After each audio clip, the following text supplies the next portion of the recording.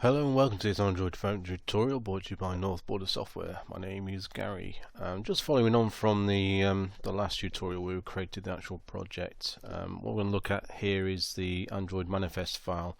That's a key component of any application, and it's probably a good place to start.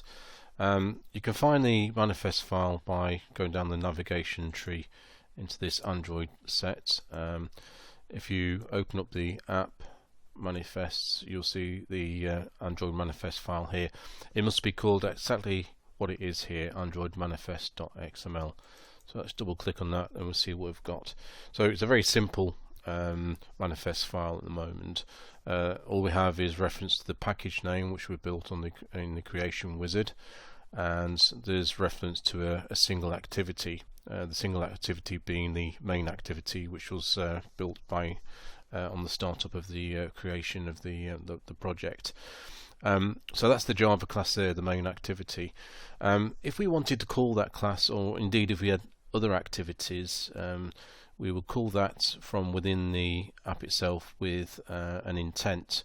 So we set up an intent filter here. It has this string name action intent android.intent.action.main. So that would be what is used to call the main activity if we needed to restart it. So we always put an intent filter in for every new activity, but at the moment this is all we have, but we will be adding new activities later on. The other key point here is the fact that this is referred to as the launcher activity.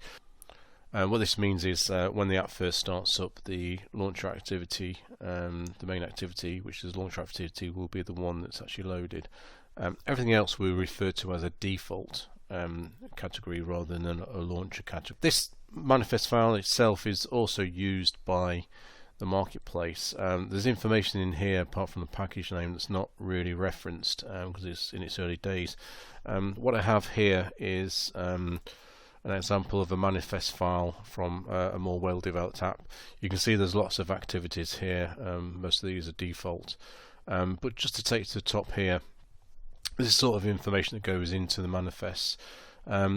The version name is one field that certainly used to be used with Eclipse. It's overridden now with Gradle, but something we'll experiment with later on. The version name is the name you give the application itself. It's a free text field, so it's your I guess public-facing version.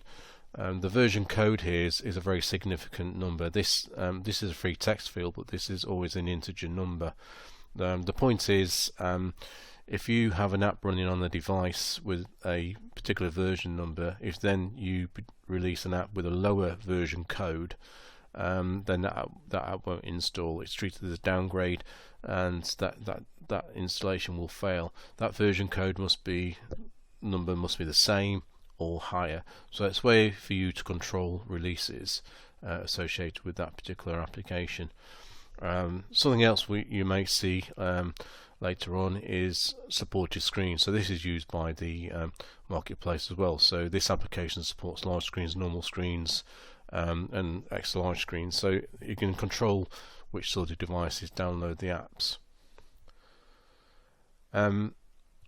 Permissions as well. Now permissions are significant. There's no permissions in our Android XML file for the project we've created, but there will be later on.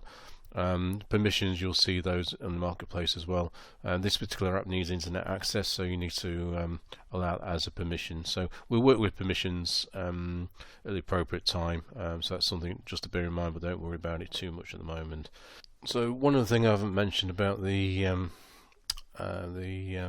manifest here is the SDK it's used. So we talked about Android versions. That's the actual version of the package itself. What we also need to do is define the minimum release of Android that's supported, and also the target release. This one here uses KitKat, which is 19, and Android Ice Cream Sandwich, which is 14 as the minimum. I'm just going to copy this information. I'm going to put this manually into our own manifest file here. So that's something I can just drop in here. Okay, and I'm going to put the version as well. Just copy that. Let's make this 21. So it's now supporting Lollipop.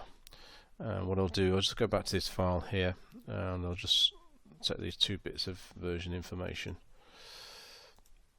and let's just drop those in there. Now if we do a Control Alt L,